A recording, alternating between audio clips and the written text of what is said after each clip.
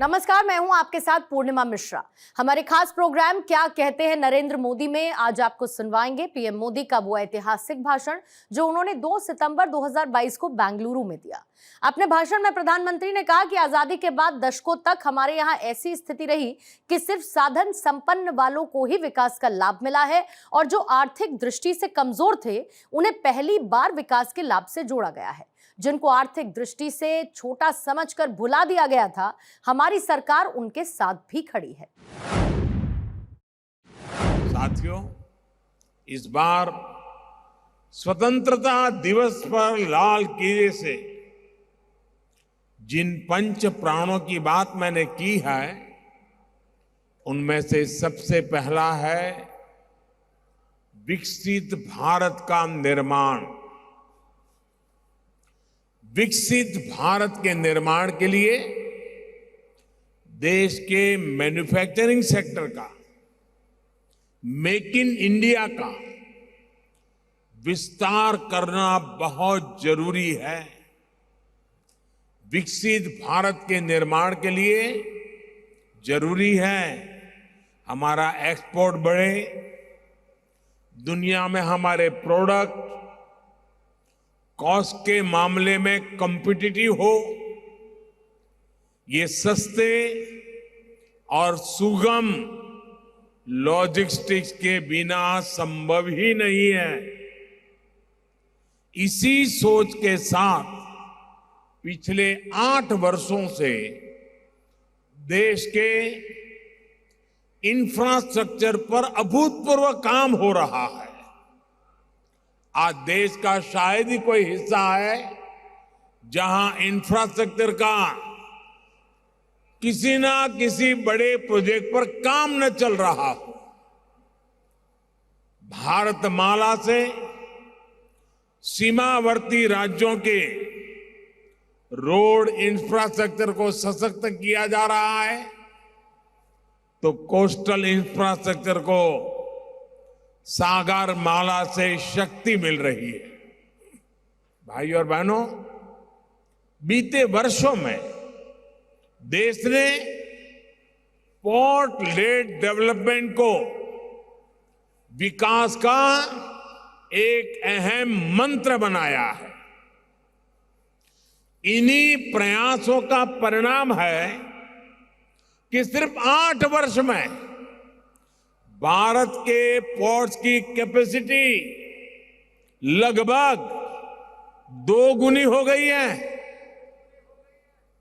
यानी साल 2014 तक हमारे यहां जितनी पोर्ट कैपेसिटी बनाई गई थी, पिछले 8 वर्षों में उतनी ही नई जोड़ी गई है।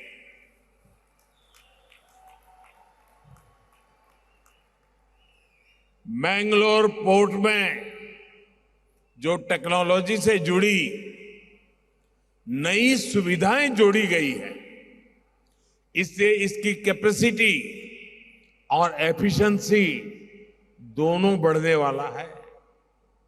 आज गैस और लिक्विड कार्गो के स्टोरेज से जुड़े जिन 4 प्रोजेक्ट्स का शिलान्यास यहां किया गया है, उनसे कर्नाटका और देश का बहुत लाभ होने वाला है।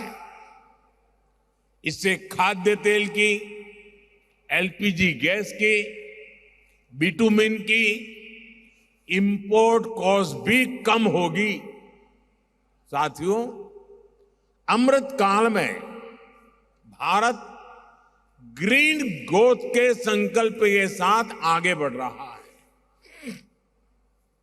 ग्रीन ग्रोथ और ग्रीन जॉब, ये नया अवसर है। यहां की रिफाइनरी में जो नई सुविधाएं आज जुड़ी हैं, वे भी हमारी इन्हीं प्राथमिकताओं को दर्शाती है।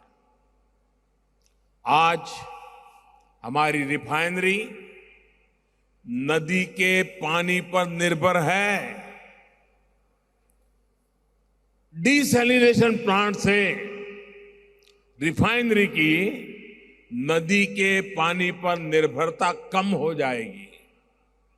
भाई और बहनों, पिछले 8 वर्षों में देश भर में इंफ्रास्ट्रक्चर के विकास को जिस प्रकार देश ने प्राथमिकता बनाया है, उसका बहुत अधिक लाभ कर्नाटका को मिला है। कर्नाटका सागरमाला योजना के सबसे बड़े लाभार्थियों में से एक है। कर्नाटका में सिर्फ नेशनल हाईवे के क्षेत्र में ही पिछले 8 वर्षों में लगभग 70,000 करोड़ रुपए के प्रोजेक्ट पर काम हुआ है। इतना ही नहीं, लगभग 1 लाख करोड़ रुपए से अधिक के प्रोजेक्ट पाइपलाइन में हैं।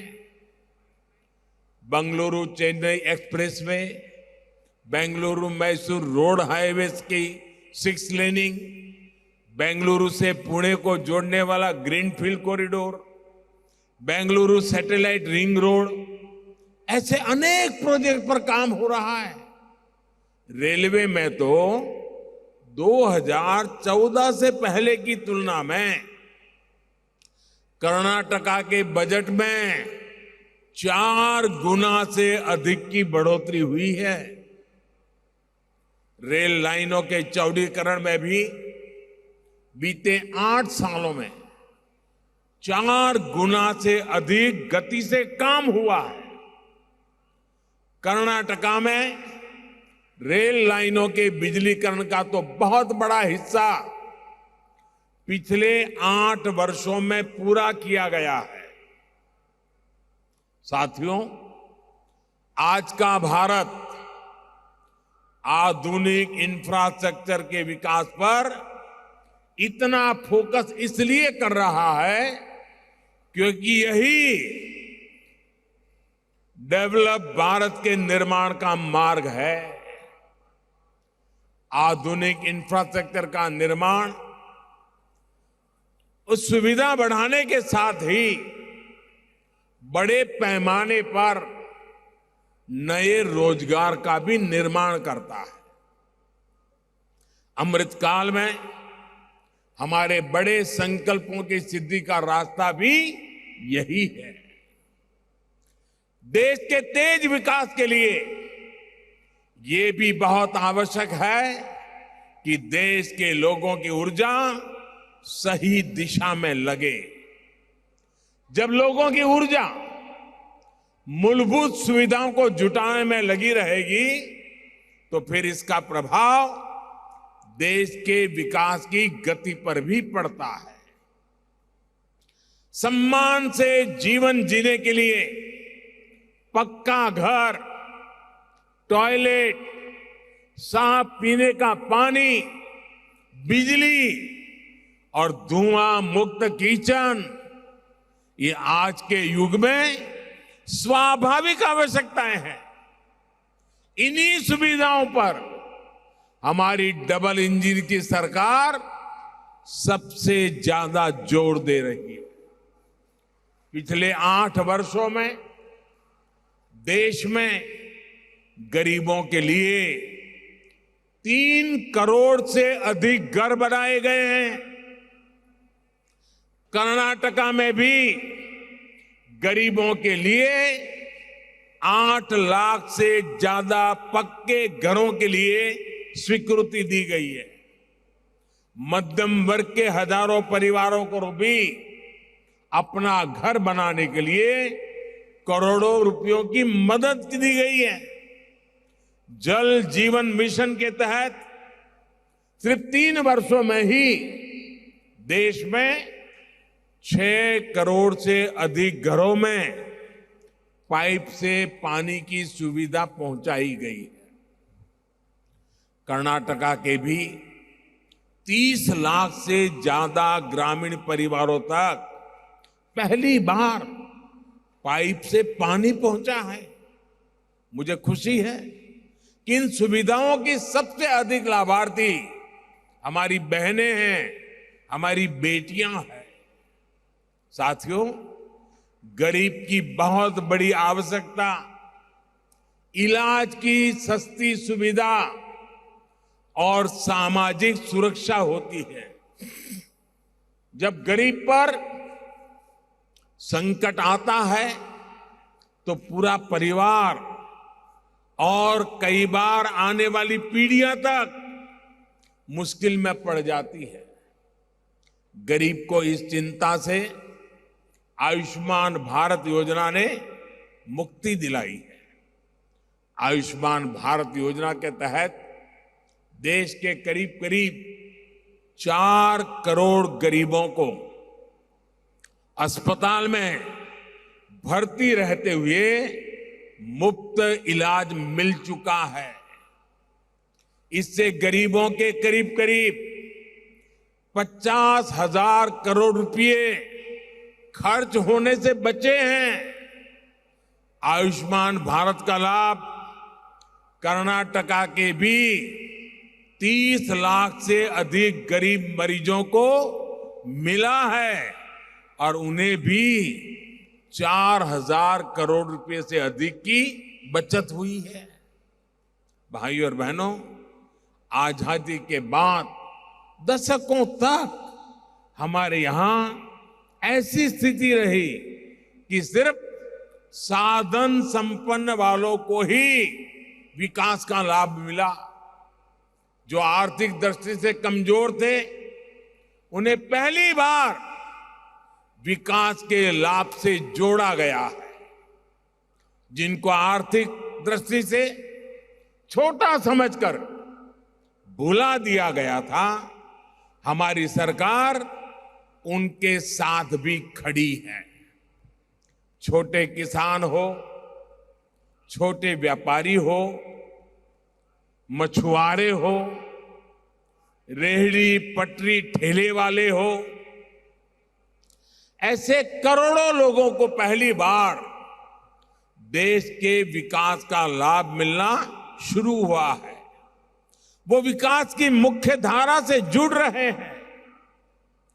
पीएम किसान सम्मान निधि के तहत देश के 11 करोड़ से अधिक किसानों के बैंक खातों में लगभग 2 लाख करोड़ रुपए ट्रांसफर किए गए हैं। कर्नाटका के भी 55 लाख से ज्यादा छोटे किसानों को लगभग 10,000 करोड़ रुपए मिल चुके हैं। पीएम स्वनिधि के तहत देश के 35 लाख रेहड़ी पटरी ठेले वाले भाई बहनों को आर्थिक मदद मिली है। इसका लाभ कर्नाटक के भी लगभग 2 लाख स्ट्रीट वेंडर्स को हुआ है। मुद्रा योजना के माध्यम से देश भर में छोटे उद्यमियों को लगभग 20 लाख करोड़ रुपए से अधिक का लोन दिया गया है। कर्नाटका के भी लाखों छोटे उद्यमियों को लगभग 2 लाख करोड़ रुपए का बैंक लोन दिया जा चुका है। साथियों, कोस्टल बेल्ट में बसे गांव, पोर्ट्स के इर्द गिर्द बसे साथियों, मछली पालन से जुड़े हमारे भाई बहनों के जीवन को बेहतर बनाने के लिए डबल इंजन की सरकार विशेष प्रयास कर रही है। थोड़ी देर पहले ही यहां मछली पालन से जुड़े साथियों को किसान क्रेडिट कार्ड दिया गया। गहरे समंदर में मछली पकड़ने के लिए जरूरी नावें, आधुनिक वेसल्स भी दिए गए हैं। पीएम मत्स्य संपदा योजना के तहत मिल रही सब्सिडी हो या फिर मछुआरों को किसान क्रेडिट कार्ड की सुविधा, मछुआरों के कल्याण और आजीविका बढ़ाने के लिए पहली बार इस तरह के प्रयास हो रहे हैं।